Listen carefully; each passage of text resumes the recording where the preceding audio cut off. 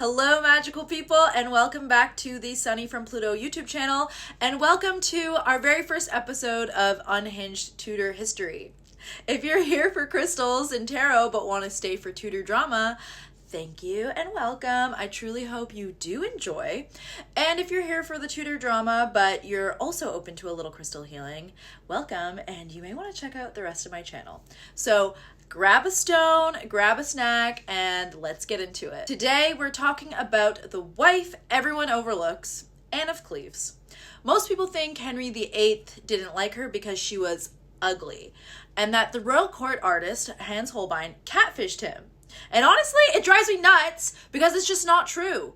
And not enough documentaries or series dive deeper into the actual facts. So today I'm giving you the real tea on how Anne got stuck with this unfair reputation, how she outmaneuvered a moody, rotting king, and how she ended up becoming the wealthiest woman in England.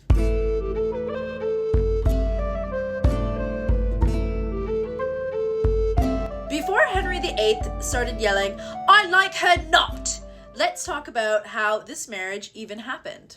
Anne of Cleves was Henry's fourth wife after Jane Seymour died in 1537. England was politically isolated, France and Spain were being dramatic, and Henry needed allies. Who steps in with the solution? Thomas Cromwell, Henry's chief minister and the man basically holding the whole kingdom together. Cromwell suggests a strategic Protestant alliance with the Duchy of Cleves, strong, stable, respected, and very anti-Catholic. Perfect for Henry. And Anne, she was raised Lutheran, modest, gentle, and well-mannered. A completely different cultural world from the flirty Tudor court, which will prove to be an issue as we get deeper into the story. Henry refuses to marry anyone he hasn't seen, so he sends famous artist Hans Holbein to Germany in 1539. Now listen, Holbein was not some Photoshop intern. He was the best portrait artist in Europe. If he lied in a royal portrait, his head would be gone by sunrise. He paints Anne accurately. Ambassadors also describe her as attractive and graceful. There is zero evidence she looked different from the portrait. Henry saw Holbein's portrait and was like, "Yeah, she'll do. Ship her over." Like he was ordering a wife off of Amazon Prime.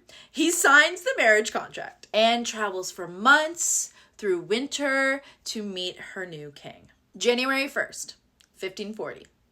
The day everything fell apart. Against the advice of his privy council, including Thomas Cromwell, Henry decides to surprise Anne in disguise, desperately wanting to be the lead in a medieval rom-com. After a lengthy, hard ride to Rochester, which is where Anne was resting before she got to London to formally meet her new husband, Henry was out of breath, sweaty, and excited. He burst into her room, dressed like a plain random dude or a messenger, grabbed her, and kissed her, actually expecting that she'd instantly recognize him and swoon. Henry fantasized about love at first sight, and he wanted to recreate one of those chivalric romance scenes that he loved to read, where the disguised king tests his bride-to-be, reveals himself dramatically, and she melts into his arms. She does not. She responded like any other normal woman would if a stranger barged in, like, "Hello, sir." Anne didn't understand that this was meant to be a romantic gesture. In Germany, this was considered inappropriate behavior. She is polite but confused, like, why is this random man touching me?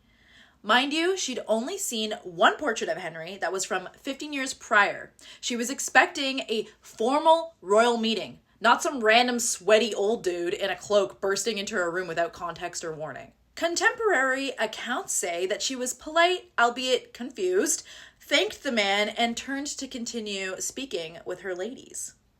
Henry's ego was immediately shattered, disintegrated, gone. This moment broke him in half, and from that instant, he decided he didn't want her.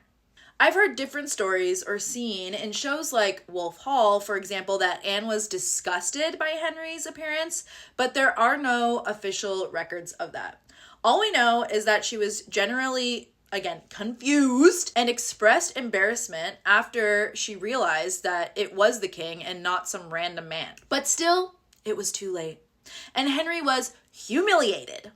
He walked away with a wounded pride, which definitely created insecurity around his age, weight, and state of health. You gotta remember, Henry was known as the Golden Prince, the most beautiful, attractive king at one time. And here is this big, fat, sweaty, smelly old man trying to be romantic and show a romantic gesture to his new young bride-to-be. Reality check, honey. A reality check that Henry really could not handle.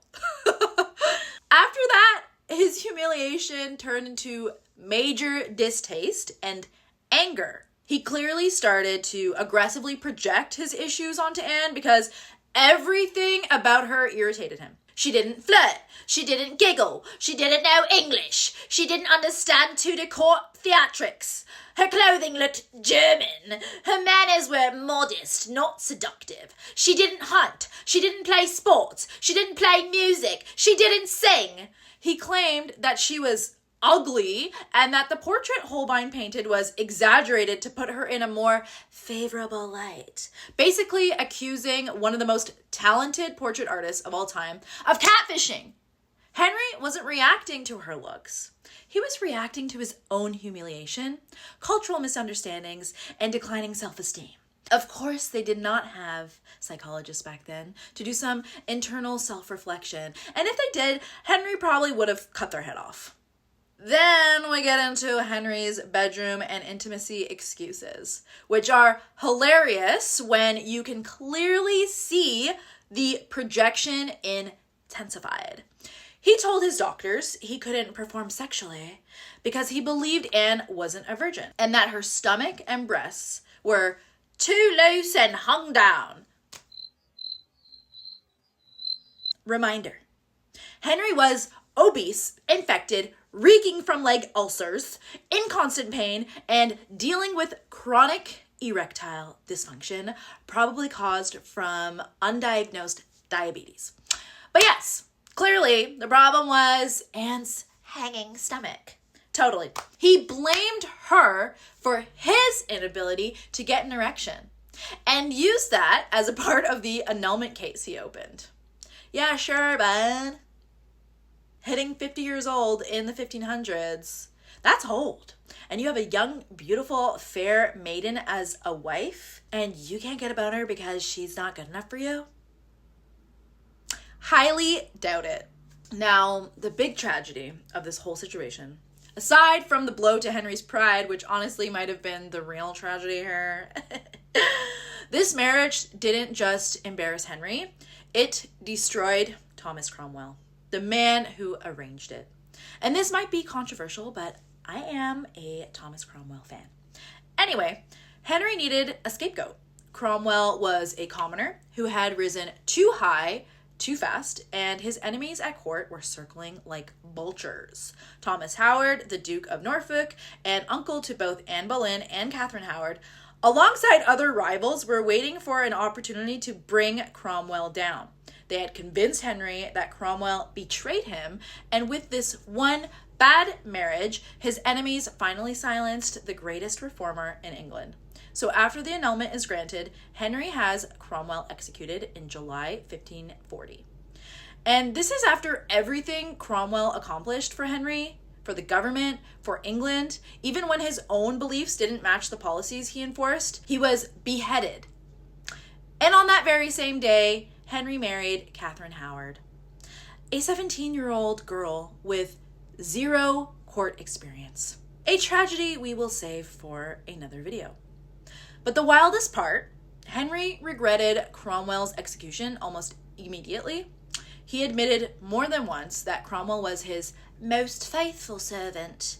I can only imagine he dwelled on this for years. Cromwell literally did everything. Henry hated paperwork. He loved having somebody do it for him. And Thomas Cromwell literally did everything. And he decided to chop his head off. I really believe, in my personal opinion, that executing Thomas Cromwell was just another nail in the coffin for the downfall of Henry's emotional and mental state. Now, before we talk about her settlement, let's address how Anne handled the annulment, because this part is actually genius.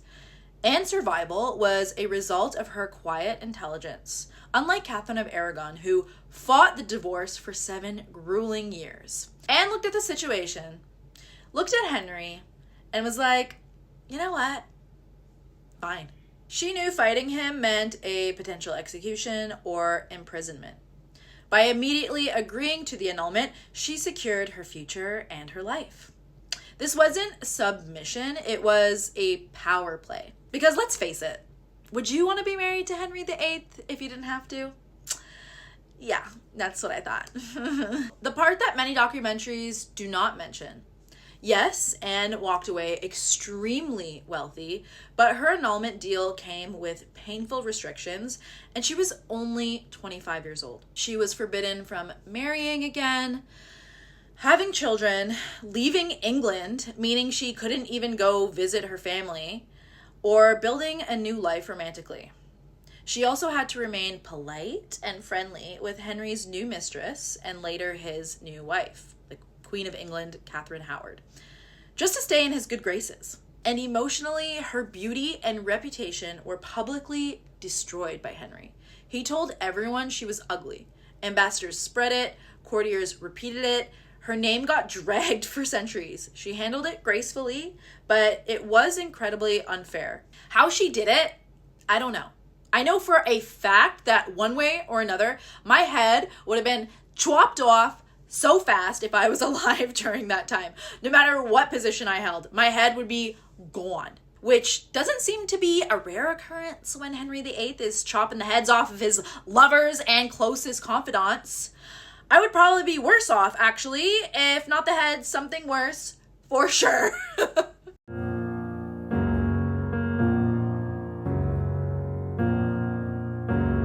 So other than the painful restrictions that this annulment brought, Anne, the woman Henry rejected, ended up becoming the wealthiest woman in England. She received multiple palaces, which included Richmond Castle and Hever Castle, the childhood home of Anne Boleyn, which to me just reiterates like how insane Henry VIII was. Oh, here's my ex-wife whose head I cut off her family castle that they built for themselves to live happily and freely forever. Yeah, she was a witch and she was a whore, so you can totally have it. The title of the king's beloved sister, financial independence, earning a substantial annual income of £4,000 a year, which in modern times translates to approximately 1.8 to 2 million pounds a year. She got to keep all her royal jewels, respect at court, she retained high rank and dignity, and the best part, total freedom from Henry's bed. Anne of Cleves outlived Henry, outlived Catherine Howard, Henry's 5th wife, outlived Catherine Parr, Henry's 6th wife, and lived a peaceful, comfortable, drama-free life. She is the patron saint of, you know what?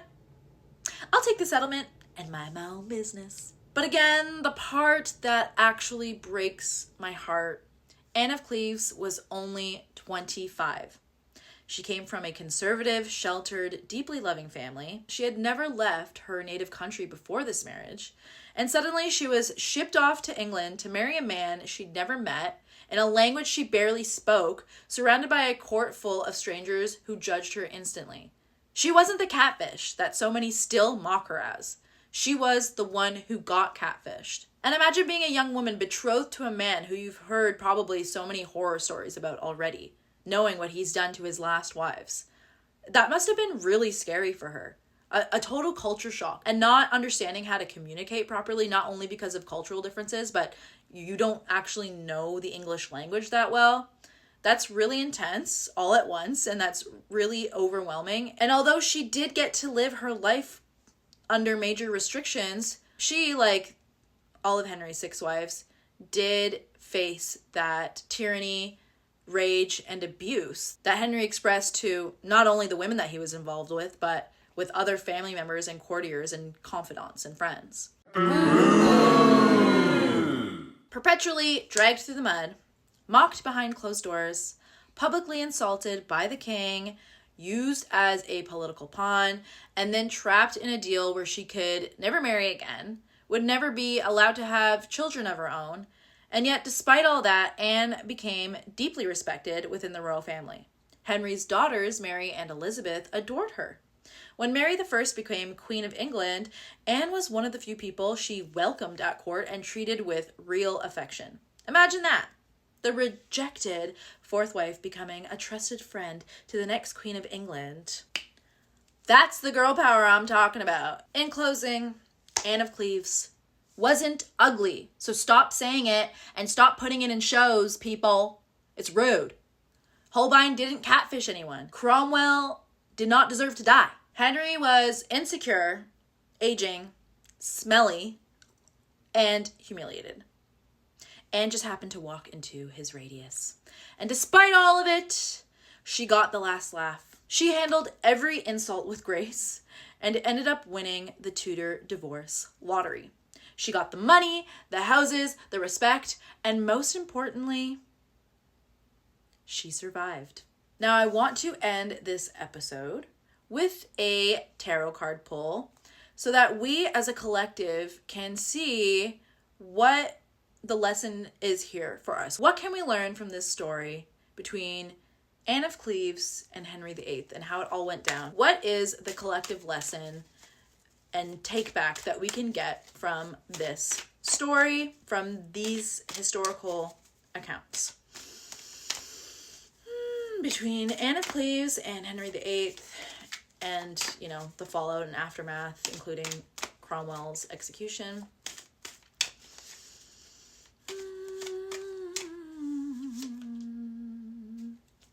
We got the Eight of Pentacles, which is someone who is a master of their craft. The message that I'm getting here is that this can go both ways. For example, Thomas Cromwell was a master of his craft and he worked every single day. He worked really hard to climb up that ladder. He came from literally nothing. At a young age, he left England and he traveled the continent. And when he came back, he was very worldly and educated and understood finances, banking, trading, and law. And he didn't stop until he became basically right-hand man to the king. And look where that got him. Out of every accomplishment that he made and that he achieved for King Henry, one small, I'm not going to call it mistake, but one small deal that he helped the king make didn't go as King Henry would have hoped, and he lost his head. Whereas Anne of Cleves, she was just a princess. And she was a master at being a princess. She was polite, she was gentle, she was kind, she was respectful, and she kept quiet and basically was submissive to a point where it was actually the smart thing to do. So both Anne of Cleves and Thomas Cromwell played their political royal court games. One got their head chopped off, and the other one, who didn't really have to work hard in their life, other than, getting abused and being told what to do and having to submit to the whimsies of men, stayed quiet and ended up being the wealthiest woman in England. So it just goes to show that there's two sides to being successful, to being hardworking, and to dedicating your life to your work. Sometimes it pays off, like Thomas Cromwell was successful, but he ended up dying for becoming too successful, really. I mean, this doesn't happen to everyone, but it depends on the circumstance. With the cards that they were dealt, this was the situation that they were in. So at court, it doesn't matter how amazing, how masterful, and how loyal you are. You could, get your head chopped off, or you could become the wealthiest woman in England. And I'm going to choose one more clarifier card to end the story. Literally the emperor, literally King Henry created the Empire of England. He became the emperor of the Holy Church in England. And, if you have an emperor, if you have somebody ruling over you, it doesn't matter how loyal, how hardworking, and how successful you are.